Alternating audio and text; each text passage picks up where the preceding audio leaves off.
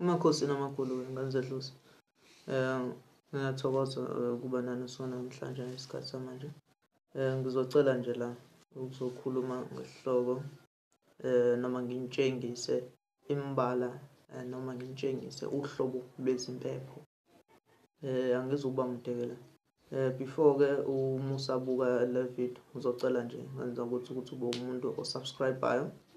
Subscribe to my YouTube channel. Then like the videos if usithanda isihloko nozokubona ngu-demonstrate-ela khona. Ngizocela-ke la ukuhlukana kwezimpepho. La impepho I think niyayibona le mpepho le.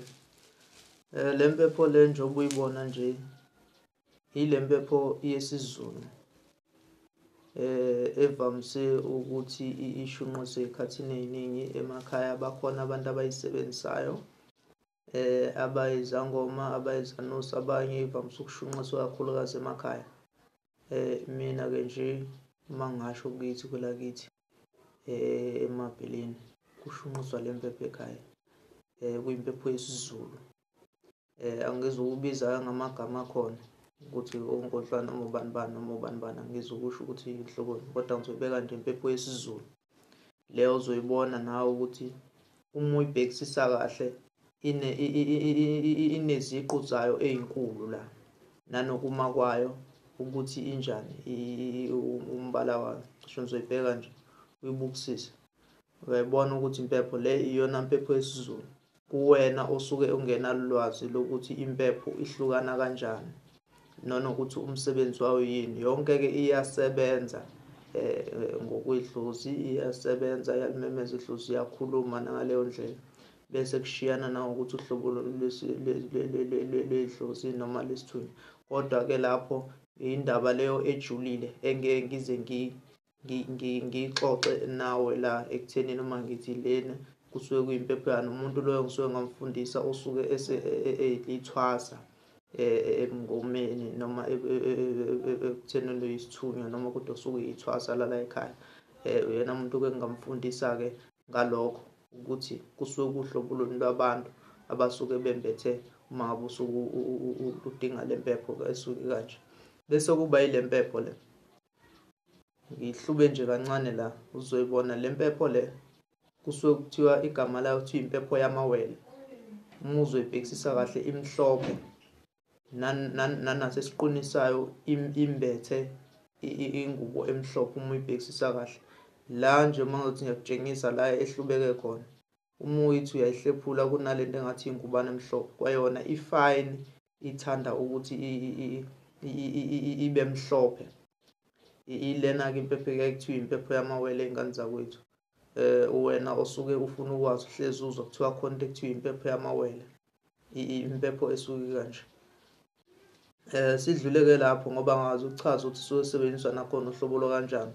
Kodwa isikhathi esiningi abantu bempepho yamawele kuney'thunywa ey'ningi engingayichaza ngazo. Imvamisa ivame kakhulu kubathandazi, umuntu osuke engawuphathi umuthi uyayisebenzisa. Yebo nale yesiZulu iyangena kodwa isikhathi esiningi basebenzisa le. Angizukungena-ke futhi angizukugxila kakhulu lapho ukuthi nje hlephu kancane.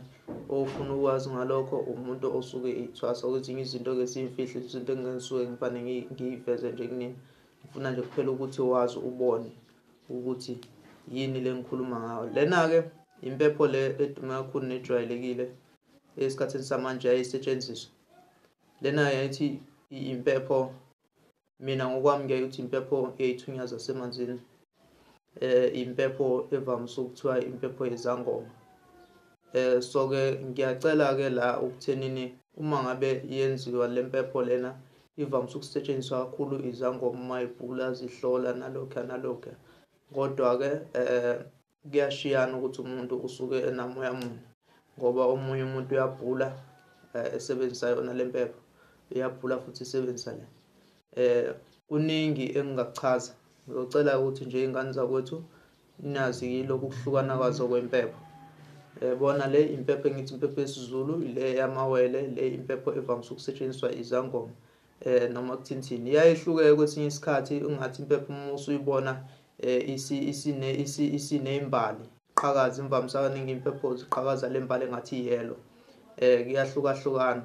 Angisho ukuthi ukukuphela kwazo khona nezinye abantu kwazi ukuyichaza kodwa kwamanje mina ngizokuchazela nje ngalezi osuyibonile osuke namhlanje.